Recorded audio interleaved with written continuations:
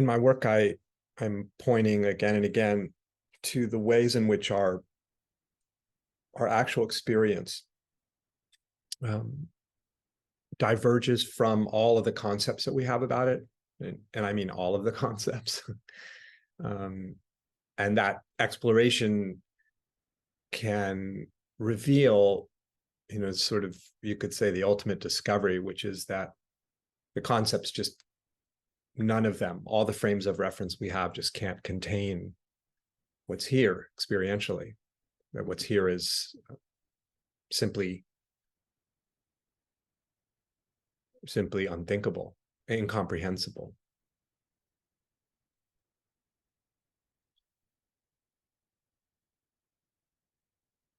And so I will often focus in on particular sort of conceptual assumptions that we have, just more or less taken for granted. And one that I talk a lot about is time, and our notions that there even is time, that time exists. And what I wanted to do this morning is talk about another pretty much foregone conclusion that we hold, which is that space exists.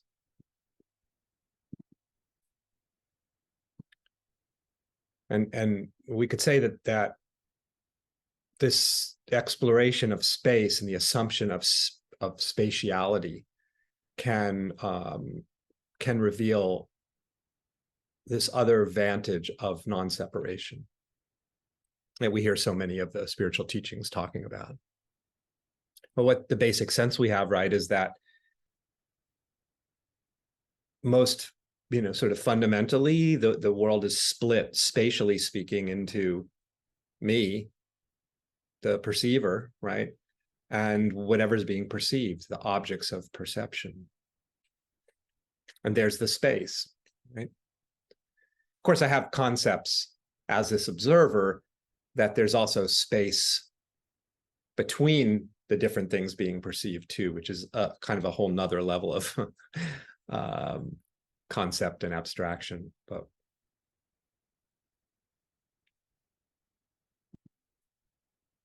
let's focus in on the sense of seeming separation between the perceiver and the perceived, and see if we can find any evidence of separation. I was just feeling the sense of, what's looking, the perceiver, the subject, right? It's looking out, we could say, it's like looking out from here. This is a basic sort of kind of consensus, I think, sense that we have of, I'm looking out from here, the sense of being localized here, and I'm looking out at, the world out there. So I'm here and I'm looking out at my room. I'm looking out at all of you on my computer screen. I'm looking out at a computer screen. I'm looking at a glass on the table. I'm looking at all of this phenomena is being perceived, and it's somehow over there, right? That's the sense of the space between the perceiver and the perceived.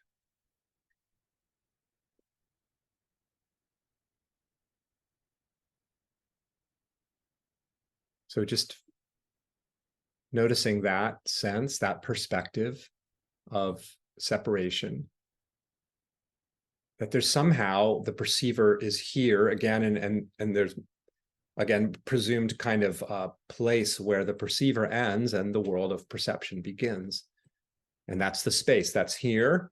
And then here comes to some kind of a stopping point, and then what's not here, i.e. there, begins.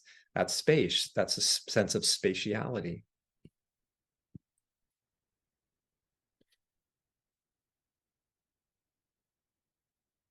If you look at me, if you're looking at me showing up on your screen as an object of your perception, and if you feel this sense of perceiving me, and even if you have this thought that I'm over there somehow, visually speaking, or experientially, where are you encountering me?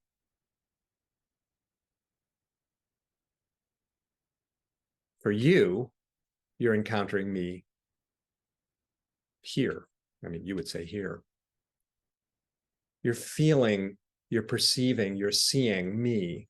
It's not as actually as other. It's as your own experience. There's no separation. It's complete intimacy with what's being perceived.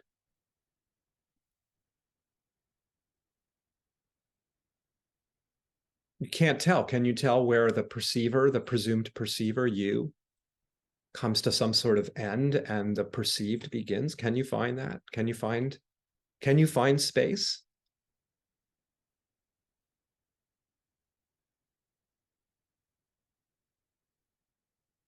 Is there any gap between the perceiver and the perceived?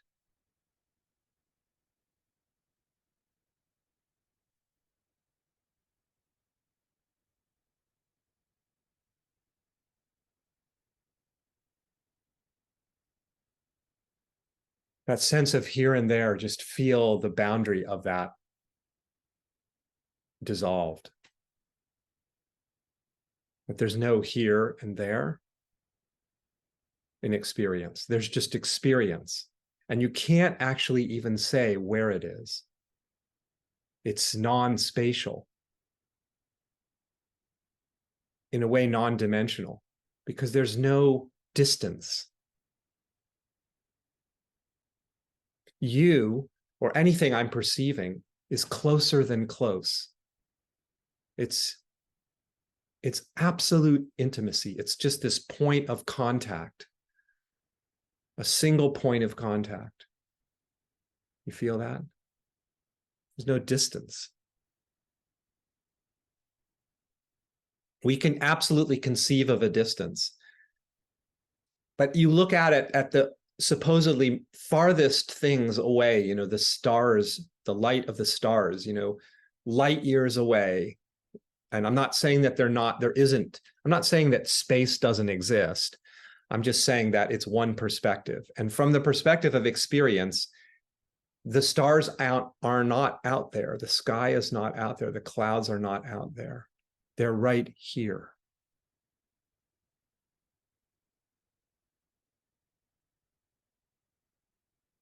It's like the whole world is here. Here. Not out there. There is no out there in experience. There's nothing outside of experience from the perspective of experience. There's just experience. And it's right here.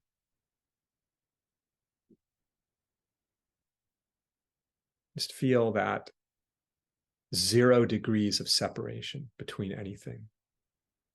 Everything right here in this single point of contact.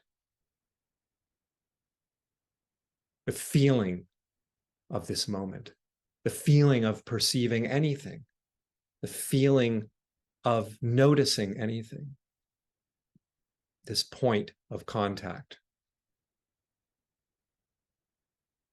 I can think of it as a contact between something being perceived, like you and me, like, oh, there's this point of contact between the object and the subject, but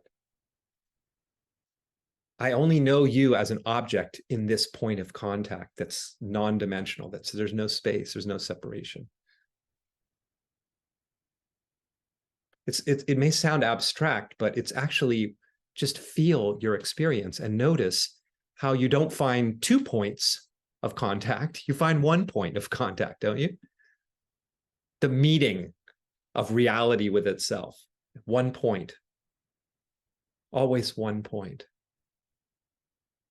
Absolutely outside of space. Because you can't say, is it there? Is it here? You can't locate it somewhere. Feel this moment. Where is that feeling happening? The feeling of the moment, the contact of the moment, the presence of the moment. Where's that happening?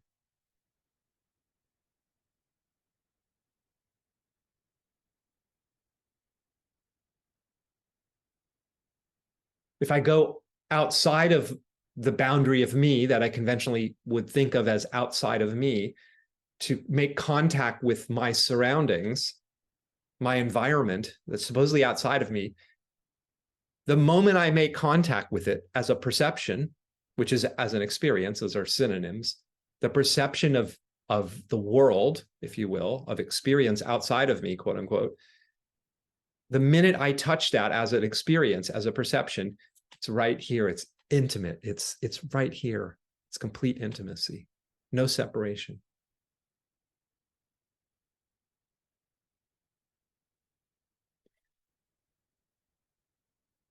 Not two things, just the single presence. The meeting, we could say, of life with life, of consciousness with consciousness, of perceiving with perceiving.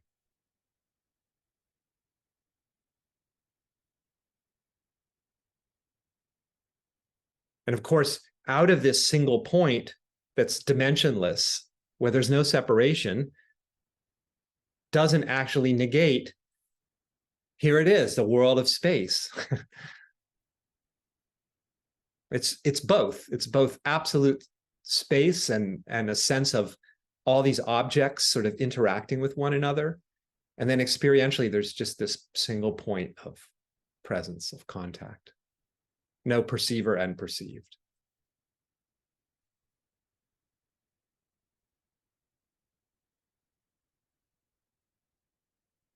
No self and other. Just this.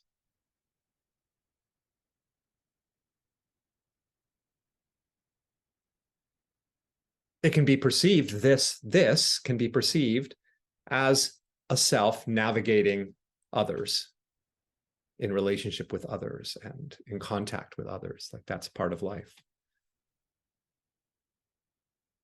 And it's an incredibly beautiful part of life, that vantage, to dance with others, to sing with others, to love others, to connect with others, to cherish others, to cherish the world of experience, right? As other than us. Like that's an incredible, it's incredible, right? And that sense of an other that I'm on the receiving end of, like I'm here and the other's over there, either the other of my experience, right? That my thoughts, my feelings, or the world out there can feel oppressive, can feel potentially harmful, can feel potentially threatening, right? Because, oh my God, this is too much. I can't deal with all of this. But right away, there's that sense of separation, something happening to me. I'm the subject of experience. But consciousness has kind of interjected that sense of self-other. It just creates that sense, I don't know, magically. People, the neuroscientists would say the brain creates that sense of separation, but that's not really an explanation. It's not an ultimate explanation, because what is the brain? The brain is some dance of quantum fluctuation. So saying that the brain creates a sense of separation is like saying nothing. It's really not, but that's beside the point. How the magic of separation is created, well, I don't know.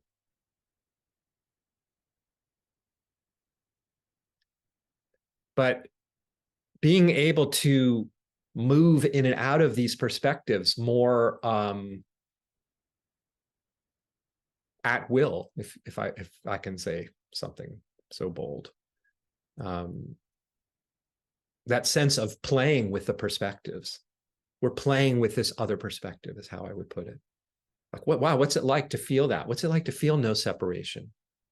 To feel the world as inseparable, as one presence that's here, undivided. Very different. It's a very different way to, there's no threat. There's no opposed forces. There's no, it's frictionless. It's at ease. because there's just one thing. There's no opposing forces, not anything pushing against me or not me pushing against anything else. There's no me or anything else. So where is the pushing? There's just this meeting point, this contact point, but it's just a point. It's not just a feeling of presence that in one sense is outside of spatiality. There's no location for it. And we could say it's filling all of space, like a point of contact. Because it's without any boundary or border. It's just absolute openness, unbounded, undivided.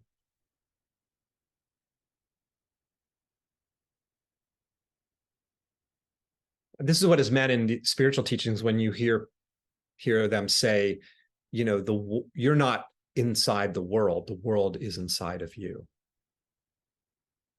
The whole world exists inside of you. The whole world is you. That can be confusing because it sounds like, what do you mean the whole world inside of this body mind? No, that's not what that means, of course. It just means that, well, I think maybe a clear way to say it is there is no you and there is no world. And that ends up being the whole world is inside of you because there's no separation. I could just as well say there's just the world. And I'm an aspect of that. And you are an aspect of that, inseparable from that. No division, no separation. No space between anything, no separation. Even though, again, it all shows up as, oh yeah, I'm here and there's a space, there's air between us, an atmosphere between us, and then you begin, the body mind of you begins, and there it is. That's the space between us. We talk about that, you know, space between myself and the world. But again, the space, the presumed space is felt as experience, is felt as presence. And you are felt as presence, as I perceive you all. And I perceive my presumed self as presence. You see, it's just like a continuum of presence, a continuum, not, we talk about it like it's three things, you know, self, space, other. But it's all being felt, isn't it? And as feeling, it's undivided. It's no space, just feeling. The feeling of this life, this being, this that has no word for it. It just is. And it shows up as the incredible display of time and space and diversity and multiplicity and all this complexity dancing with itself, you know, the things interacting with one another as our lives that we experience. And that's one way to experience it. And then there is this other way, which is, yeah, you look out at the ocean and there are all those waves interacting with one another and separate, right? We talk about the waves being separate, don't we? That wave's separate from that wave, and then that wave's crashing into that wave. That's one way to see it. And then you can look at it another way. Wow, there's no waves at all. There's no space. Where's the space between the waves? Where's the space between the wave of you and the wave of me? It's all life. It's all being. It's all presence. It's 0 degrees of separation. Feel that. 0 degrees of separation. Everything, the whole world is here. Everything being perceived here.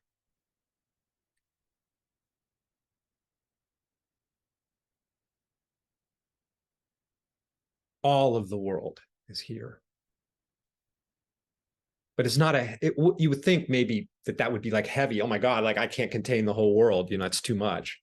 But that again suggests that you're separate from the world and you're having to somehow hold this heavy, immense, vast world. But no, there's just a vast world with no one holding it. There's just a vast world.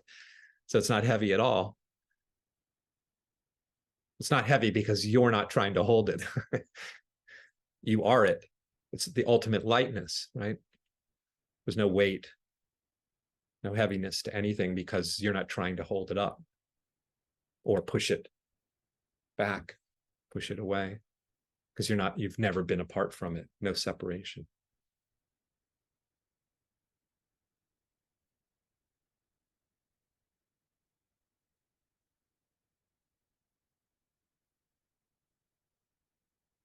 And we have access to that perspective because it's right here, and we have access to the other ordinary, if you will, consensus kind of perspective of separation. And they're both true from within their frame of reference. And ultimately, reality is utterly beyond all of the frames of reference. Separation, no separation, it can't be said. But within that, within the world of perspectives, which is inescapable, I would say, we're always dealing with perspectives. We're always dealing with a way this seems to be. It can be of great benefit to play with and become familiar and acquainted with these other perspectives that are largely foreign to human beings, even though they're actually inhabiting them. We're inhabiting the perspective of non-separation, but we've been collectively kind of conditioned ourselves to imagine that the world's divided fundamentally. But we can discover that there's another way that it can be seen as completely undivided and encountered right now as undivided, as you're not other than me, I'm not other than you.